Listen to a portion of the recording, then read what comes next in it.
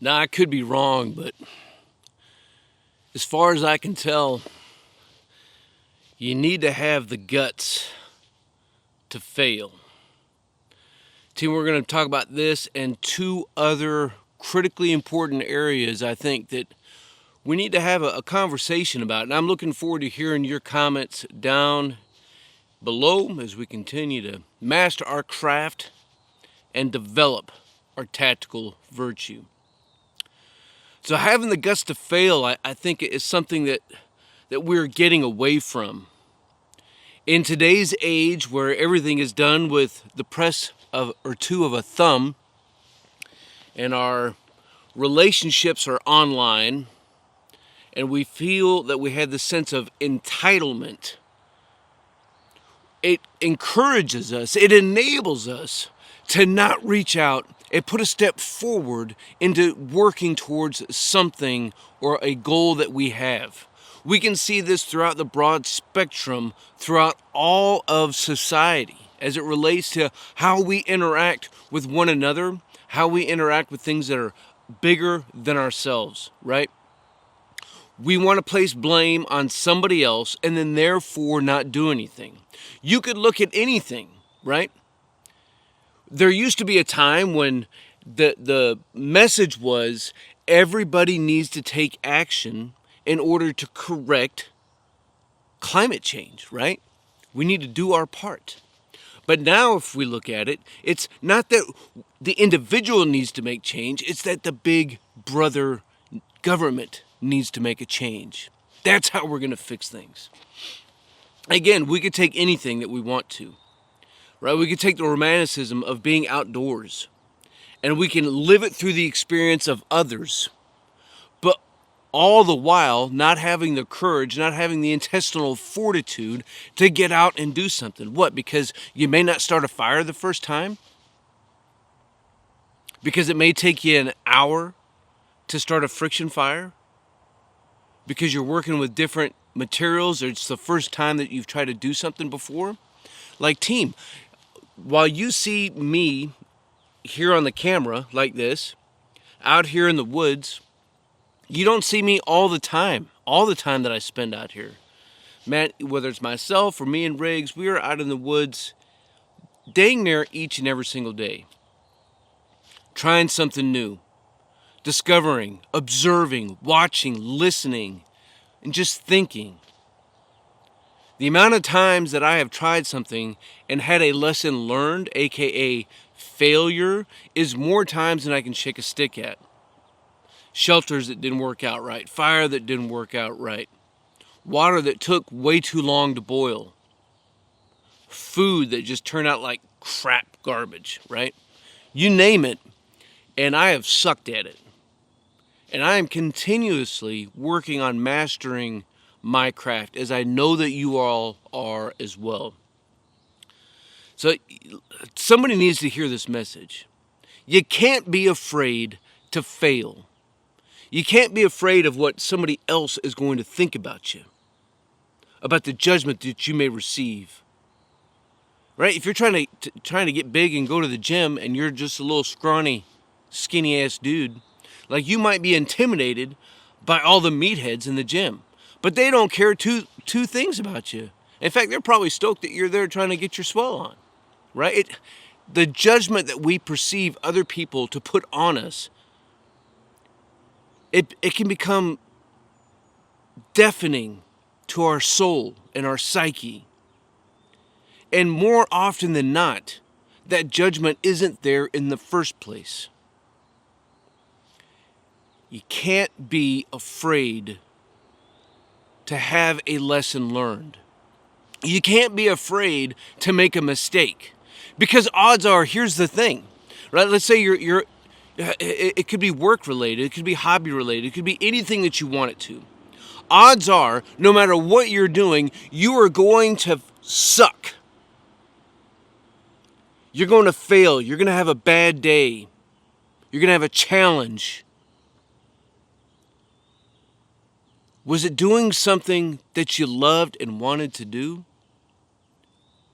Or was it doing something that you despised? If we're going to have those bad, hard days, we may as well do it towards something that we love, something that we are passionate about. And that doesn't mean that your passions are going to earn us a big income or anything else. We'll talk more about that later. But we may as well do something that we want to be good at, something that we aspire to become the best version of us that we can become. Team, that's a critical lesson that I try to remind myself of all the time.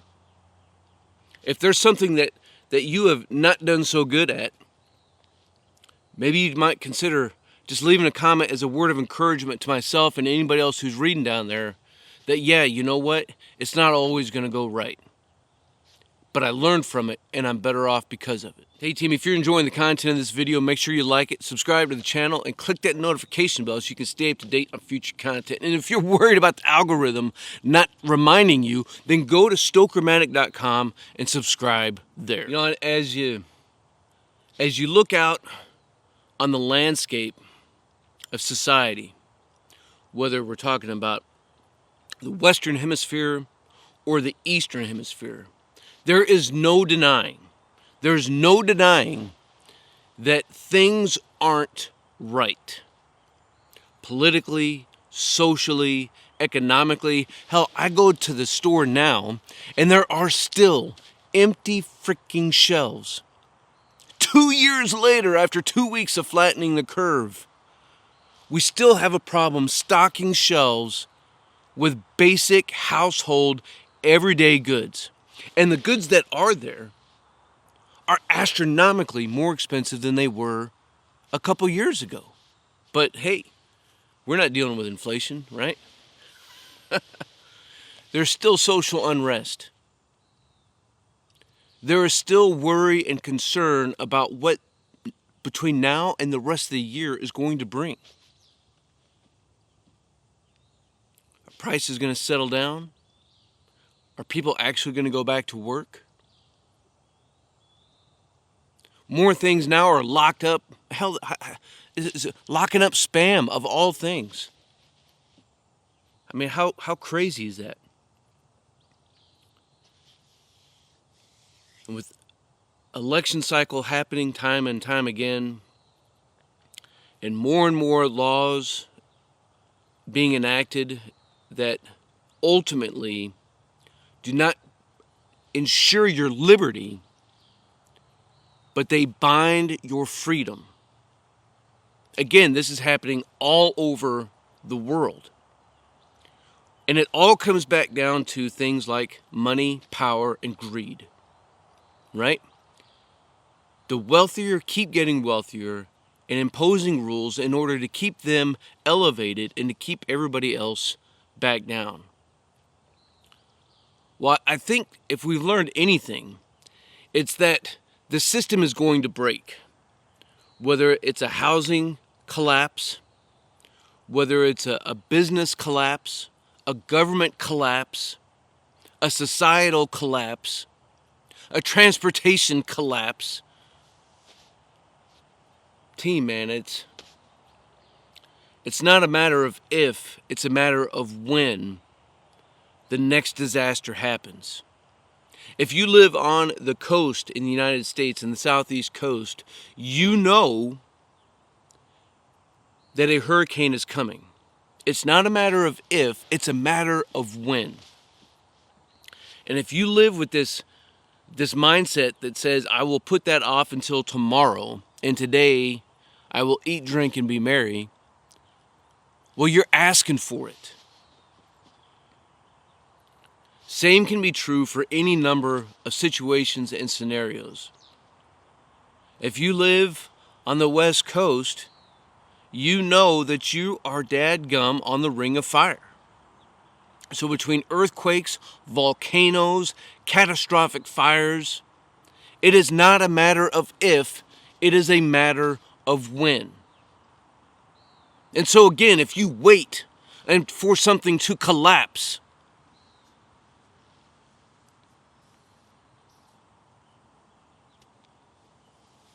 then you're fooling yourself. And to take it back to that first point of not being afraid to try, not being afraid to fail, when you need those skills the most,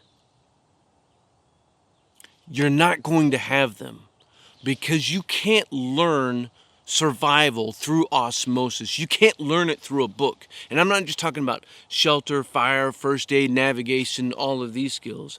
I'm talking about plumbing, electrical, mechanical, all of the other trades. I'm talking about how to relate with people, how to be persuasive, how to lead yourself, your family, and those who are in your charge.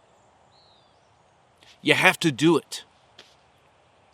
Because there is going to come a time when Murphy is going to smack us all in the face again. And it's at that point in time where it's going to matter. You have to spar, because frickin' Mike Tyson is coming for our asses.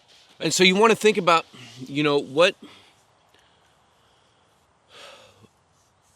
what value is. And I think this is a place that we all struggle in, all right? Our mental capacity for happiness, for joy, and for meaning. We get caught up in comparing ourselves with somebody else around us. Used to be on the newsstand, right in front of the counter, the National Enquirer, and we still have all the magazines that want to sell us what happiness is and stuff. But as we look around us, I think there is a degradation in the human psyche.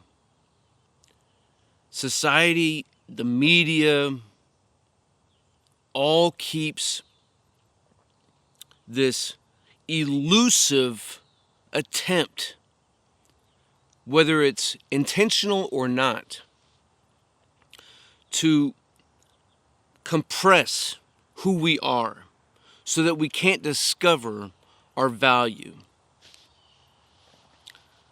We think that chasing a dollar is going to, and attaining that dollar is going to be what it is that does it for us. Well, I think, again, if history proves us right by looking at all the people who've made money, talking about metric butt tons of it, their happiness is not all there, right?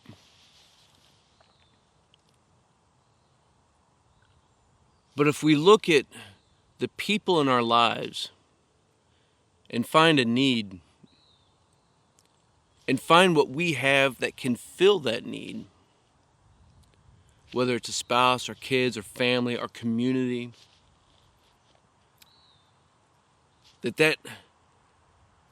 those acts of selflessness is our biggest currency that we have to our community. The gifts that you have. I'm not here to suggest that you can fix everybody's issues, because it takes a tribe, it takes a community to be a community. And some people are talented and gifted in different areas. And when we take the areas that we ourselves are gifted in, because we weren't afraid to try, we weren't afraid to fail, and so we mastered our craft, and then we apply those gifts and those talents to somebody in need, that is the greatest currency for who we are as individuals, for our own value. It's not building ourselves up. It's building somebody else up. Team, it's crazy, because it's bass backwards from what the world at large wants us to know. What they try to get us to do is to be selfish, to look after numero uno, that we're the big dogs on the street. But when we do that, we lose the greatest sense of identity and value of who we are. What's your gift? What's your talent? Leave a comment down below, and maybe even a how you shared that with somebody else in your life. It's not about being a teacher. It's not about being a mentor. It's not about helping somebody who's less than you are. It's just about being present and helping somebody. Because as it turns out, life smacking somebody in the face, it may not be society at large. It could be your neighbor. It could be a coworker. And you being present, having mastered your craft, can be just what was needed to keep somebody from completely catastrophizing a situation and seeing value and hope. It could be a cataclysmic event.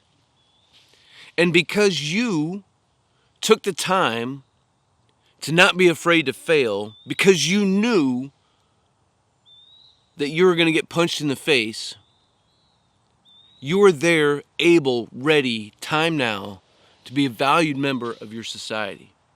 And it's folks like us who are doing these things that can truly make a difference.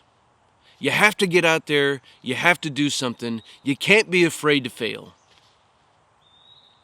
And you have to know that your value does not come from the car you drive, the house you live in, the boat that you want, or any of that other crap. That's all gravy, if it's even that. Team, my thoughts. I'm looking forward to your thoughts down below. That way we do continue this honest conversation about what it means to be men and women in a great society where we are trying to master our craft and develop our tactical virtue. Team, I appreciate all you guys. Until then, you stay out there, you keep grinding, and you stay stoked.